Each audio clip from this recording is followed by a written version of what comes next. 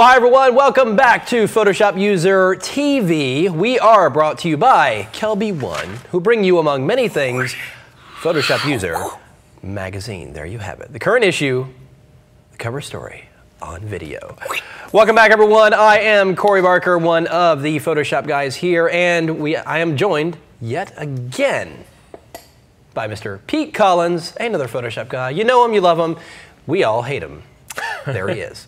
Well, if I'm doing my job right, you should hate me. Indeed. What's amazing is when you see yourself here, you realize how much you slump. I'm normally like this, so I'm going to try to be up like my this. My posture is only good when I'm on the show here. It's just like, hey guys, how's it going? Good to be here. We've got a great Photoshop World Roundup episode for you. We're excited to tell you what went on and get you excited, so hopefully you will show up to Photoshop World Vegas. That's right, and of course we're coming off Atlanta, as he just mentioned. We are ever so excited. He keeps pointing. What's he pointing at? He's saying stare at that camera. Stare at the camera. Don't stare at the TV like I do. Stare at the camera. But if you were there, of course, you know what happened in Atlanta. It was, of course, Photoshop World. We had a great time, as usual. We had a lot of great classes, a lot of great instructors. It was just a little iffy in the first part. It was raining the first couple of days we were there. It was kind of overcast and like gloomy, but kind of it cleared up on keynote day pretty well and everything. Yeah, so. It did. A lot of rain when it was trying to do the pre-conference, go outside and shoot and do some other stuff like that. So, but it turned out great area. We loved it. The conference center was perfect. We loved the stuff that we did for the keynote, which we can't tell you about. Shh. So you'll see it in Vegas. That's right, of course. And as he just mentioned, yeah, we are going to be in Las Vegas on September 3rd through the 5th in the Mandalay Bay Resort Casino in Las Vegas. We always have a fantastic time when we're there. If you did not make it to Atlanta, be sure to check out PhotoshopWorld.com and see what's going to be coming up there in Atlanta. Now, of course, if you want to catch more highlights on Photoshop World, go to Scott Kelby's blog at scottkelby.com. He's got a number of different pictures posted up from there, and there's also a video series of interviews done by our own Mia McCormick, who walked around the expo interviewing vendors and attendees and just getting everybody's different perspectives on the event, and it was really a great time. So if you've never been, or if you want to see how it was in Atlanta, go and check out those videos, and of course, PhotoshopWorld.com for more information. Also, you had something else? Nope. No. That's it. No. If you don't mind, actually, I'll just dive right in and do a quick thing. Oh, sure. Well, here, let me do it properly. Yeah. Hey, Corey, do you happen to have a tutorial that folks would like to see? I do, actually. I actually wanted to do something I did from a class at Photoshop World. I did this class called Creating Motion Graphics in Photoshop, because there's a lot of great animation and video features built into the program, and I wanted to show, really kind of see what people thought of what you could do with animation. And I did this one trick, and people were just blown away by it. It's actually something that's been in Photoshop for a while. And I just wanted to kind of do it again because, yes, it has cool factor, but at the same time, there were a lot of people that were asking questions after the fact. So if you were there, you had another question about how this was done, stay tuned right now. Here we go. You ready? We're diving in. We're diving in. Yeah, this is a cool one. All right, so what you can do is you can actually take a two-dimensional image like this and turn it into a three-dimensional space using Vanishing Point in Photoshop. Now, it's going to simply go into the filter menu, start by going into Vanishing Point right here, and you'll get this large dialog. Now I'm going to zoom out so I can see a large amount of the canvas area in the background. Now what I want to do is define the area, the three-dimensional space, with grids here in Vanishing Point. So I'm going to start with this left wall and just draw out a box, because the grid tool is automatically selected when you go into the filter here. So we want to define it and cover the area of the grid there. Now we want to make sure the grid is or it's a blue grid, as you see right here. If you're off a little bit, you'll notice it goes red and it doesn't work right. So you need to make sure the grid is blue, just like that. Does that mean it's perfectly straight up and down? It means it's inaccurate perspective, is what it is. What I like is, I'm sorry, I talked right over you, but I like that you can readjust it. Absolutely. You know, because whenever you see something like this, sometimes you get scared. Oh, I got to do it in one shot. Precisely, yeah. You so can you go back in there and modify that. Now, once we've defined one plane, we're going to basically fan out the rest of the walls from that one. So I'm going to start with the back wall, hold down the Command key, Control on Windows, and just drag out from that center control handle the back wall there. And then we'll just continue, Command, drag out, and basically we are defining our space. I'm going to drag out the floor, and then we'll go and drag out the ceiling. So we've got a grid plane for each of the individual walls, floor, ceiling, everything.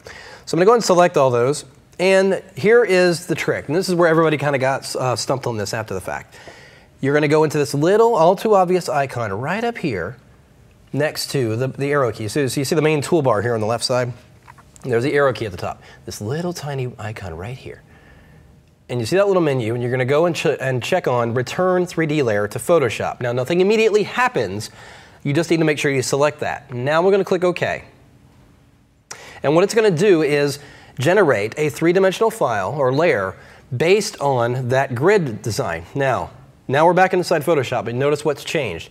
We now have a new layer as a 3D layer. It doesn't look like the image changed much, but if I go and grab the Move tool and grab the 3D Slide tool, if I click and drag to actually move the camera, click and drag up and down, now we can travel through the hall and move around. You can go left to right, back and forth, and move through that three-dimensional space. Now, if I just move it all the way back, you'll see what's going on here is that we have that three-dimensional box, and those textures are wrapped to it. And of course, because it was a motion graphics class, I wanted to show people how you can animate it. So if you go to the window menu and simply go to Timeline, and we'll just create a new video timeline here. And if I twirl this down, you'll reveal the various properties you can animate, and some of them being 3D camera position, render settings, everything like that. So we'll just set a keyframe for the camera here, and perhaps rotate it just ever so slightly to give it a little bit more drama. Move our playhead a little bit further down the timeline, and then we'll just change the camera position by clicking and dragging down.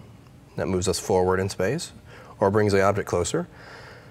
Like that, you'll see it establishes a new keyframe, and if we just go back and hit play, now it's going to seem jumpy at first because it's rendering those frames, but once it plays through and it loops back, which we'll do in just a second. Now you can see how the stretching of the image, when it created that 3D object, almost kind of gives you a motion blur effect as you start to, it almost kind of gives us dimensionality. It's kind of surreal. And look at that realistic dimension. All from a single 2D image, every bit of it in Photoshop. Isn't that pretty cool? And this is why I hate you, Corey, and you must die. So, how many of y'all out there, just raise your hand, I will see you through the screen, want to punch Corey because that's so cool and you wish you had thought of it. Man, that.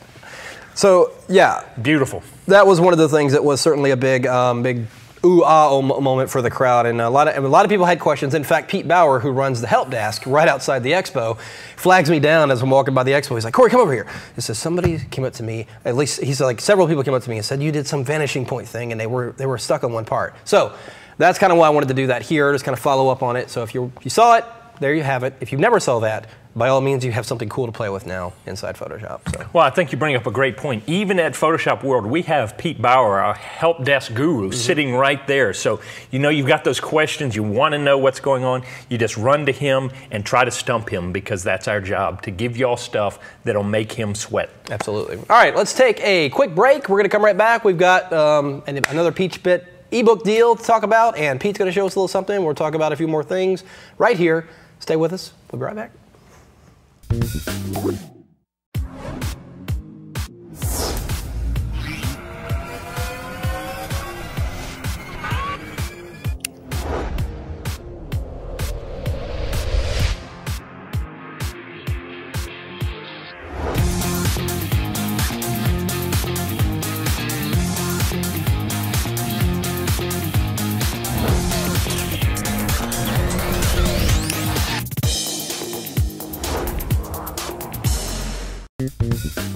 Okay, we're back, and now that we've recovered from Corey's awesome tutorial, jealousy is just, you know, right through here.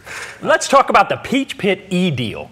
And the funny thing is, it just happens to be by this great author that we may know. Hey. Corey's Down and Dirty Tricks for Designers Part 2. His second book. Both of these books are phenomenal. If you were blown away by that trick right there, there's all kinds of other stuff in these books. Corey, if you will hold it up. It's a little self-serving, but I like it. Go ahead, hold that up. Yep, there's his book right there. We've got a great PeachPit EDeal, Just go to peachpit.com/KelbyOne, and you're going to get a great discount on that if you enter the code KelbyOne. So just go over there, check it out. It's definitely a book you want to have it in your collection, in your library.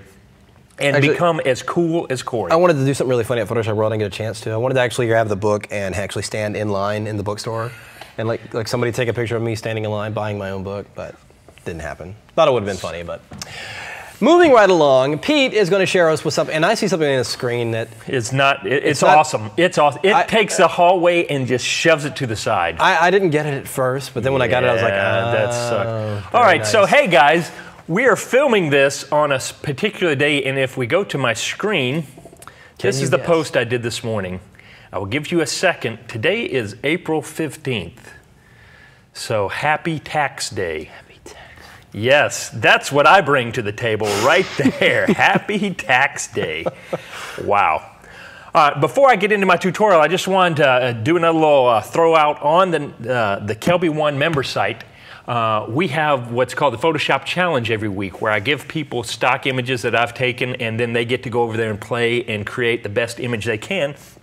And so I wanted to show you one of the images I gave. I actually gave them 2 weeks while we were in Photoshop World, and this was one of the elements that I gave them, this motorcycle. And the winner for last week was this one right here by Greg Anthony. And just look at the work that's done in this stuff. This is a great place to practice where it's low stress, but you also get some great tips. I will go through and give people tips, hints, ideas. And so just come over and check that out over at KelbyOne, the member site. Look for the Photoshop challenges. I'm really thinking about changing the name of the challenge to Pixel Fight Club. I think just add a little more punch to it. And it's like you say, it's great training ground. It's really, it gives you a goal in a sense, but it's also sharpening your skills, and of course you've got support along the way. Well, and you also see what other people are doing. It gives you more ideas, and you just get to see, it's just a great place. So make sure you come over there and check it out over at KelbyOne. Absolutely. So, all right. Photoshop World. Oop, I was supposed to have this one up. Don't look. There we go. Photoshop World, I did a beginner's Photoshop pre-con. I spent 4 hours trying to help you get up and running on Photoshop if you're a newbie to it. And I really like the class, but it's a lot. You think about trying to ingest Photoshop. It's so huge. We try to break it down into bite-sized pieces. And this is one of the things that I talk about in there, and I thought it would be a good refresher for some folks and maybe some new stuff for other folks. And it's all about blending and blending modes. They are so helpful and so powerful in Photoshop, but they can be a little scary. Because these are all the blending modes right here that you have from normal all the way down to luminosity. But the truth of the matter is, this is what I like to tell people, you really only use 3, really 4 of these blending modes consistently, probably about 90% of the time. And if you can remember these, then everything else is gravy. You want to remember multiply is in the darken category, and it's going to darken your image there.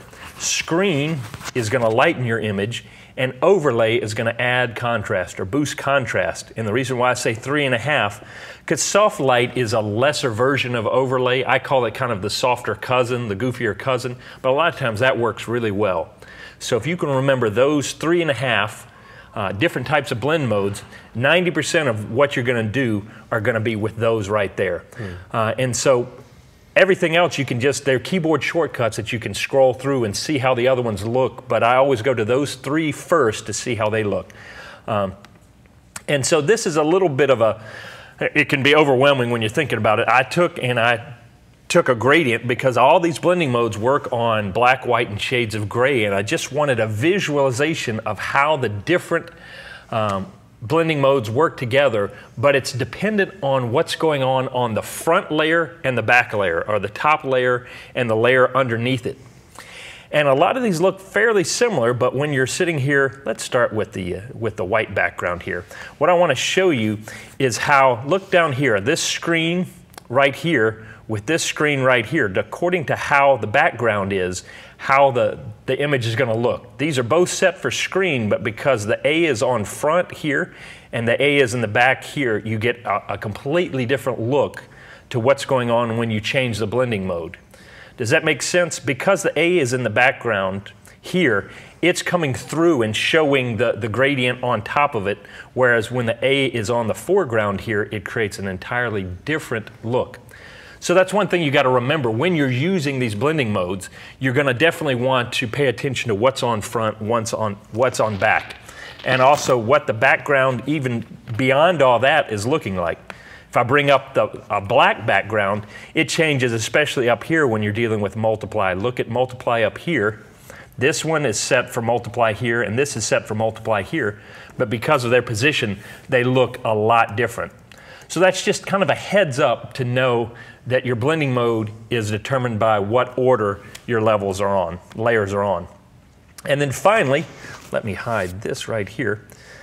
Let's hide that right there. This is the kind of the aha for folks. Whenever you've got a stock image or something on a white background and you're wanting to place it on something with a texture or something like that, if you will remember, just go up and take your blending mode, set it to multiply. It'll knock out that white background quickly and easily for you so you don't have to do a lot of cutting. It's a real quick time saver. As long as you've got a clean white background, it'll knock it out in no time. It's still there, it's just that I've changed the blending mode.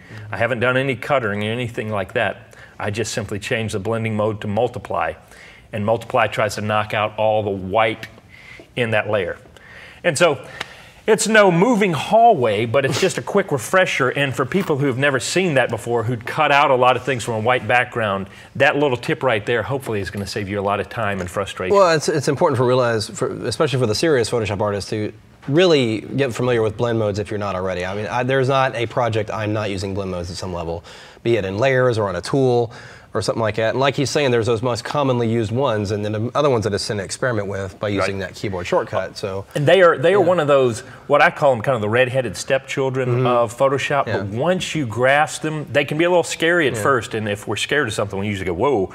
But once you can play with it and understand it, it is so powerful and will help with so many things. There's like a couple of those blend modes that I've only used like ever once because it had a particular result. And like you're saying, and I always joke about this in one of my classes. I feel like I have to mention this. You never look at an image or a finished piece and go, my goodness, that's a great use of the overlay blend mode. Yep. You just don't know because every image is going to be different. So I'm always telling people, experiment. Use that keyboard shortcut, Shift+, and allows you to toggle through, and you can actually see what these effects are going to be resulting in. So that's awesome. So, and of course, that was only a piece of what the beginners. I can't imagine how people's heads were just.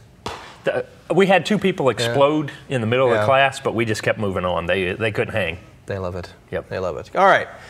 Let's do contests. We have some giveaways, of course, and because it's not selling worth a damn, we have a surplus of these down and dirty tricks for designers books. So we're going to give one away here on the show because we have boxes and boxes of them. So if you win that, don't get it on PeachPit. But if you don't win it, immediately go out and buy it on PeachPit. But if you win this copy, this one will actually be signed. I'll actually sign this copy for you. And of course we have Intensify Pro by Mac Fun.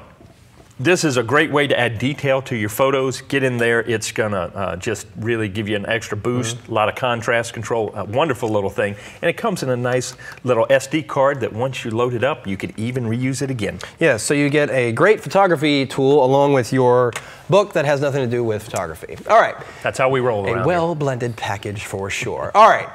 How do you win these fabulous prizes? You're going to go to KelbyOne.com/contest. Go in here to the window and choose the show, which will be PhotoshopUser TV. Enter your name and your email, of course, so we can contact you, and a comment, a joke. I always tell people to send us a joke. I never have gotten a good joke yet. I always joke about sending a joke. Send a joke. I want to laugh. Man walks into a psychiatrist's office, says, I'm a teepee, I'm a wigwam, I'm a teepee, I'm a wigwam. The doctor says, calm down, you're too tense.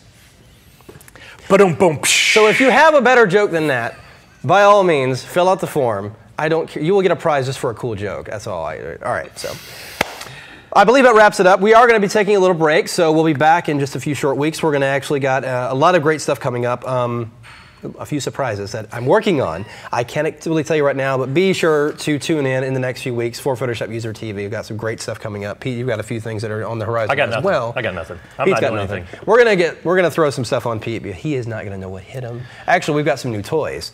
Did we not? Yes. We got new toys in the office that kind of showed up while we were at Photoshop World, so we're going to be having some new stuff coming your way. So thank you guys for tuning in, and thank you, Pete. Yep. And I want to thank everyone who came out to Atlanta for Photoshop World. We really enjoyed it. We do every time. I don't know how many. We've lost count of how many. 400. Yeah, something like that. So. And we hope to see you, of course, in Las Vegas. That's again at September 3rd through the 5th. Go to PhotoshopWorld.com and check it out. We will see you guys next time here on Photoshop PhotoshopUser TV. Bye-bye.